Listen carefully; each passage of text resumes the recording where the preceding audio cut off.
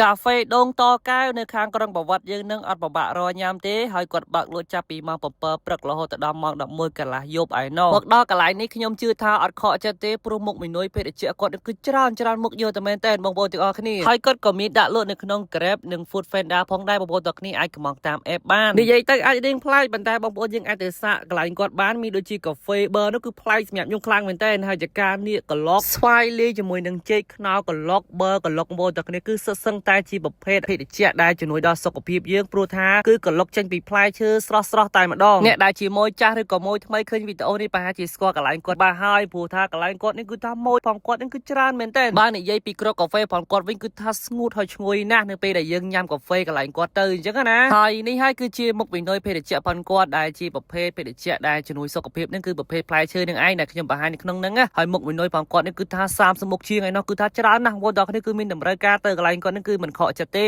បើនិយាយពីតម្លៃទីសតគឺថាគាត់លក់ចាប់ពី4000រៀលខ្មែរយើងឡើងទៅទេគឺធូរថ្លៃដែរបងប្អូនទាំងគ្នាអាចទៅសាកបានអញ្ចឹងណាហើយអ្វីដែលកាន់តែសំខាន់ទៀតនោះគឺថា free Wi-Fi សម្រាប់យើងលេងផងដែរអញ្ចឹងបើសិនជាយើងមានតម្រូវការ Wi-Fi ត្រូវការអ៊ីនធឺណិតមកដល់ក្រុងបាវត្តនេះគឺទៅកន្លែងគាត់គឺត្រូវហើយទីតាំងវិញគឺអត់ពិបាករកទេបងប្អូនទាំងគ្នាគឺថានៅទល់មុខគយនៅក្រុងបាវត្តយើងនឹងឯងហើយនៅក្បែរកាស៊ីណូ Win អត់ពិបាករកទេងាកមកឃើញកហាងមួយដែលពណ៌ទឹកក្រូចហ្នឹងគឺហ្នឹងហើយកន្លែងផងគាត់អាចនិយាយបានថាខ្ញុំនេះនិស័យដែរបងប្អូនទាំងគ្នាហើយបានស្គាល់តកែហាងគាត់រុះរីណាស់ហើយបានសំណេះសំណាលនិយាយគ្នាលេងទៅហើយគាត់ស្វែងយល់ពីគ្រាប់កាហ្វេនឹងច្បាស់ណាស់នៅពេលដែលគាត់បើកហាងកាហ្វេដែលគាត់លក់នៅខាងក្រុងបាវត្តយើងនឹងអញ្ចឹងណាដូច្នេះហើយជាប្រចាំថ្ងៃនេះគឺកាហ្វេហាងគាត់នឹងគឺលក់ដាច់ខ្លាំងមែនតើគឺថាគ្រប់ជាតិសាសន៍តែម្ដងនៅខាងក្រុងបាវត្តហ្នឹងបងប្អូនយើងដែលដឹងមកក្រុងបាវត្តប្រហែលជាដឹងហើយមិនមានជនជាតិខ្មែរទេគឺថាមានចិនឥណ្ឌូនេស៊ីវៀតណាមហ្វីលីពីនទីទៅជាតិសាសន៍ច្រើនខ្លាំងមែនតើហើយក៏ពួកគាត់ត្រូវជាមួយនឹងរសជាតិហាងកាហ្វេផងគាត់នឹងសម្រាប់ខ្ញុំជឿថានៅពេលដែលយើងបានញ៉ាំភ្លក់រសជាតិនៅក្នុងហាងណាមួយយើងប្រកាសជាដឹងរសជាតិហើយមានអតិថិជនចាស់ផងគាត់គឺគាត់រក្សាបានច្រើនណាស់ដែលគាត់ត្រឡប់មកញ៉ាំម្ដងទៀតអញ្ចឹងណានៅពេលដែលញ៉ាំទៅគឺត្រូវចិត្តត្រូវមាត់គាត់អញ្ចឹងទៅ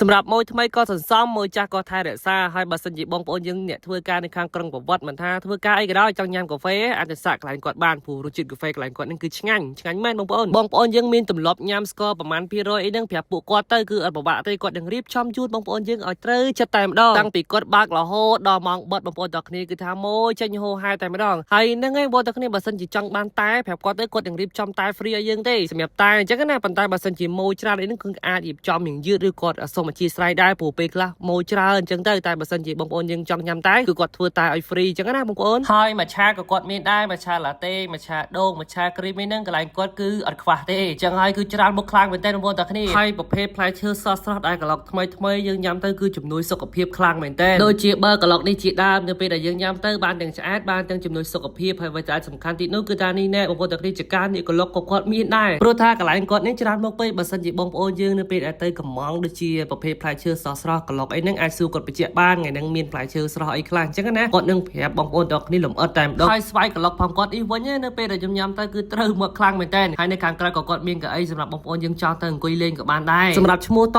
កែវនេះគឺតកែហាងប្រាប់ខ្ញុំថានៅពេលដែលយើងញ៉ាំមួយកែវហើយគឺតមួយកែវទៀតនៅក្នុងអត្តន័យហាងបងគាត់តកែវនឹងឯងចង់ញ៉ាំផាសិនហាងបងគាត់ក៏មានដូចជាផាសិនសូដាផាសិនដោះគោផាសិនគ្រីមឯហ្នឹងកន្លែងគាត់គឺក៏មានដែរតឡងស្វ័យកន្លែងគាត់ទៀតសតគឺធ្វើក្តៅថ្មីតែម្ដងមិនមែនជាប្រភេទបាសៅទេអញ្ចឹងគឺគាត់ធ្វើស្រស់បងប្អូនទាំងគ្នាអាចមើលជាក់ស្ដែងបានចង់ញ៉ាំដូងក្លុកកន្លែងគាត់ក៏មានដែរប្រភេទដូងក្លុកដាក់ជាមួយនឹងខ្នុរពីលើចេះមកបងប្អូនទាំងគ្នាអើយជាតិណាស់បើសិនជាបងប្អូនយើងចង់កំងអីអាចកំងតាម Telegram ដែលខ្ញុំដាក់នៅក្នុង chat ផ្សេងខាងលើនឹងទៅឬក៏បងប្អូនខ្លះអត់ស្គាល់ទីតាំងអីមើលក៏commentខ្ញុំដាក់នៅក្នុង chat ផ្សេងខាងលើឬក៏ comment ខាងក្រោមបានអ្នកណាខ្លះធ្លាប់ឮថាកាហ្វេ bar អញ្ចឹងហើយទៅកន្លែងគាត់នេះគឺមានកាហ្វេ bar ឬក៏មិនធ្លាប់ញ៉ាំអីទៅកន្លែងគាត់នេះគឺដឹងតែប្លែករសជាតិតែម្ដងណែនាំហាងកាហ្វេនេះមួយសម្រាប់បងប្អូនយើងចង់ញ៉ាំភេទជ្ជៈនៅខាងក្រុងបាវត្តវីដេអូយើងមានតែប៉ុណ្្នឹងទេជួបខ្ញុំវីដេអូក្រោយៗទៀតបាយ